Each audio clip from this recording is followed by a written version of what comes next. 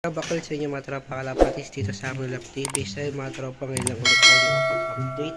So ito nga mga tropa, update ko kayo dito sa mga alaga nating ibon. Tapos sa mga bago tinuturuan ko. So matagal ko na sila tinuturuan. So mga pinakawalan ko na rin sila. So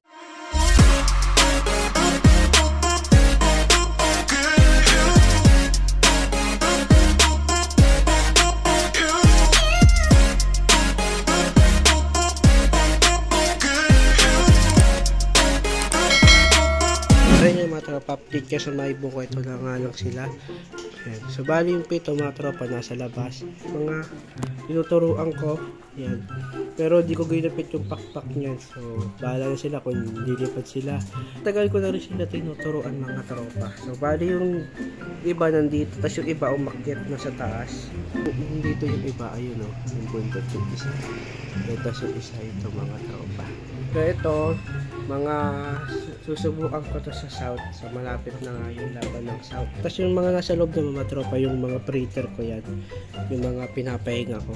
Tapos meron din ako dito breeder na nag-iitlog. Dito sila abo, tapos yung pares niya. So may itlog sila dyan, ay may inakay na sila kaso pinasiter ko. So mamaya papakita ko sa inyo yung anak nila abo. So pinasiter ko dun sa may double cage. Tapos ito yung napapisa ko na unang pansi mga tropa. Kaso nga namatay na yung tatay niya. Sana maging kakta mga tropa. So yung tatay niya, yung brown, yung walang tuka mga tropa, namatay. Kasi siya may tuka siya, nagmana siya sa nanay niya mga tropa. So may tuka pa siya. Pero sa tatay niya kasi halos pud-pud na yung tuka. So tapos dito mga tropa, yan dito bagong pares to, yan. May inakay sila ngayon. So testing natin. Ayan, may inakay sila. Dalawa. So bali isang clutch lang yan, tapos pag-iwalayin ko na rin. Tapos dito naman, ito bago iti-testing ko mga tropa. Iti-testing ko lang yung magiging result ng anak na itong dalawang to. So dito rin sa kabila, so iti-testing ko rin to kung ano kakalabasan na itong mga tropa. So sa ngayon hindi pa ako nakapagpa-itlog dito eh. So paapalitan ko yung paso nila. So palitan ko ng ganito yung lagay ng ganyan. Yung mas mataas kasi nauubos yung buhangin pag sa paso. Tapos dito naman mga tropa sa mga breeder natin dito sa gilid. So ito nga may pares tayo dito. Pareho checkered. So check natin kung may itlog sila. So may itlog sila sa mga tropa. So kakaitlog lang ata ng hen. Tapos to yung anak ni abo. So pinasiter ko rito sa pansy na to. So ito nga yung nanay ng pansy doon. So dito niya nakuha yung itsura niya. So katulad siya ng nanay niya. So medyo may tuka din. Ayan. Tapos pinasiter ko yung anak ni abo. Ayan nga, pure black. So dyan lang muna yung inakay na yan hanggang matuto siya tumuka. Kahit di siya yung naglimlim yan. So sinusubuan niya rin yung inakay. Tapos dito naman yung borga natin. Ayan. So dyan lang muna siya, wala pa tayo mapares sa kanya. So wala pa ako nabibiling pares sa kanya. Pansamantala dyan lang din muna siya. So pinukondisyon ko rin siya kung baka meron ako dito makita.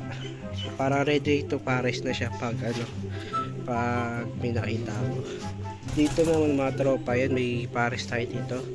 So may itlog na rin sila, naglilimlim na rin mga tropa. So testing lang din to kung ano magiging result ng anak nila pag pinagmix ko yung kulay nila, yung saddle tapos yung right check.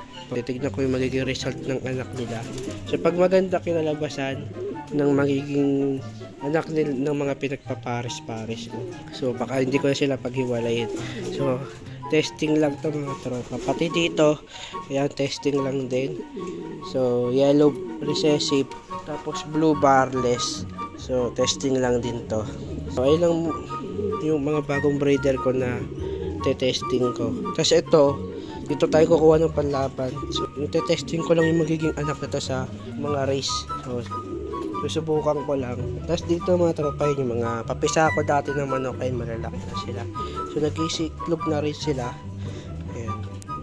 So ito yung nanay ng isa. Ito, nanay ito. Ayan. Tapos yung mga manok ko dati nung maliliit. So, nawala na nga yung lalaki. So, pinakawalan ko kasi sila mga tropa. Pero yung hen, nag-itlog siya. So, ito nga yung itsura ng itlog niya. So, yung unang itlog niya ito, maliit lang muna. Ayan, may dugo-dugo pa nga mga tropa. Tapos, ito yung pangalawa. Tapos, ito yung sumunod mga tropa. Palaki ng palaki. Ayan. So, ito mga wala tong similya kasi unang itlog pa lang to. Pero yung hen, nag-itlog ulit siya. So, malaki na. So, nasa labas. So, dun siya nag-itlog kasi nakawala nga lang siya. So, lumabas siya. Dun siya nag-ukay ng itlogan niya. So, wala kasi siya dito mapapag-ukayan. Kasi nga masikip dito mga tropa. So, dito nga nag-itlog yung manok ko na maliit mga tropa. Tapos yung bibi ko, ayun o. Takbo dun. So, malaki na nga siya. Ayan. So, dito nga siya nag-itlog. So, ayan. Tagon-tago siya. So, sana may similya to. Sana nga yung pares na ito. So, sana yung ano na ito may similya. So, ayan. So, 3 itlog yung malaki. So, ayun lang yung posible yung magsimilya kasi yung maliliit hindi magsisimilya yan. Ayan, so yung bibi ko lumabas sumunod sa akin, so ulihin ko lang. Uy, papawiin natin. Ayun na, umuwi na siya tropa. Ayun, umuwi na siya. Ay, pumunta pa doon sa kabila. So yun ang update ko rito mga tropa. So yung bibi, babalik na lang yun mamaya. So hindi kasi siya sanay sa tao. So yun lang din yung update ko rito mga tropa. So update ko kayo kung sakaling may similya yun. So hindi ko pa na-check kung may similya yung mga itlog doon ng manok. Testing ko rin doon magpapisa ng itlog na ito, mga ganitong manok. So kasi kaso nga lang malaki nga yung itlog na ito. Testing ko lang kung mapapapisa ng manok na yon yung maliit. So alam mo na video natin mga tropa. Bago pala siya, pag-alubot mag-like, share, comment, subscribe. Ingat nyo makalapos gabi sa inyo, lagi kayo mag-ingat.